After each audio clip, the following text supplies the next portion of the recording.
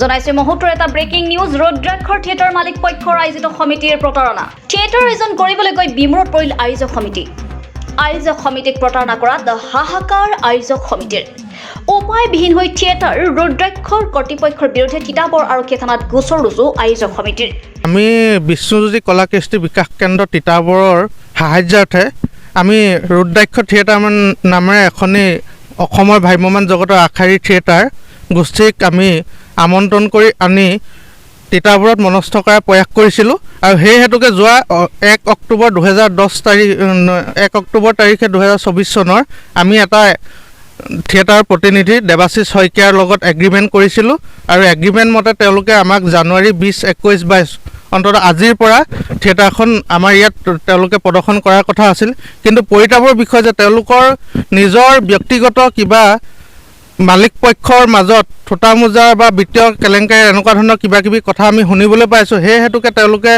আমাৰ ইয়াত থিয়েটাৰখন আজিৰ দিনলৈকে থিয়েটাৰখন প্ৰদৰ্শন কৰিম বুলি কিন্তু প্ৰদৰ্শন নকৰিলে যাৰ পৰিপ্ৰেক্ষিতত আমি বিষ্ণুজ্যোতি কলাসমূহ বিষয়ববীয়াৰ লগতে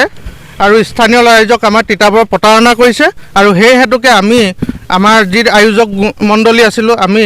ৰাইজক টিকেট ইতিমধ্যে বিতৰণ কৰিছিলোঁ আৰু তাৰ বিনিময়ত আমি যথেষ্ট অৰ্থ কালেকশ্যনো কৰিছিলোঁ আৰু সেই হেতুকে আমি ৰাইজৰ ওচৰত অতিকে সেৱা প্ৰতিপন্ন আৰু অত্যন্ত লজ্জাবোধ কৰিছোঁ গতিকে তাৰ পৰিপ্ৰেক্ষিততে আজি আমি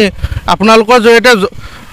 এই ৰুদ্ৰাক্ষ থিয়েটাৰ কৰ্তৃপক্ষক জনাব বিচাৰোঁ যে তেওঁলোকে যি প্ৰতাৰণা কৰিলে এয়া কিন্তু আমি সহজভাৱে মানি নল'ম আৰু ইয়াৰ বাবে আমি আজি স্থানীয় পুলিচ প্ৰশাসনৰ লগতে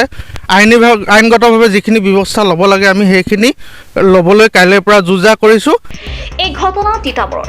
তিতাবৰৰ বেচিকত ডায়েট খেলপথাৰত 3টি নিশাৰ বাবে বিষ্ণুজ্যোতি কলা কৃষ্টি বিকাশ কেন্দ্ৰৰ উদ্যোগত অসমৰ আগশাৰীৰ প্ৰথম শ্ৰেণীৰ ভ্ৰাম্যমান নাট্য দল ৰুদ্ৰাক্ষ থিয়েটাৰক আমন্ত্ৰণ জনাই চুক্তিবদ্ধ কৰিছিল আয়োজক সমিতিয়ে পৰিকল্পনা অনুসৰি থিয়েটাৰ প্ৰদৰ্শনীৰ সকলো ব্যৱস্থা আয়োজক সমিতিয়ে 100% সম্পূৰ্ণ কৰিছিল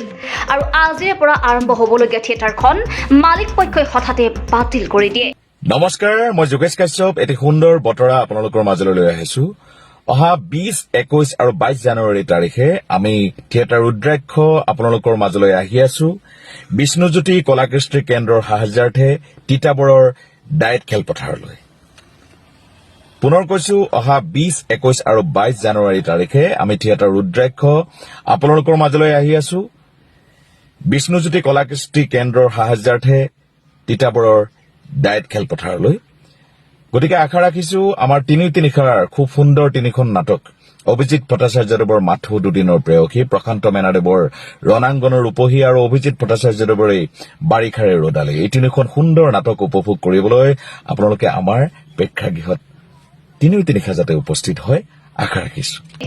আয়োজক সমিতিয়ে বাৰম্বাৰ থিয়েটাৰ কৰ্তৃপক্ষৰ লগত যোগাযোগ কৰাৰ পাছতো থিয়েটাৰ হ'ব বুলি কৈ আজি সন্ধিয়া পৰ্যন্ত উপস্থিত নহ'ল থিয়েটাৰ এজনো লোক। ৰুদ্ৰাক্ষ থিয়েটাৰৰ প্ৰতাৰণাৰ বাবে এতিয়া বিমূৰত পৰিছে আয়োজক সমিতি। News desk reporter live Assam.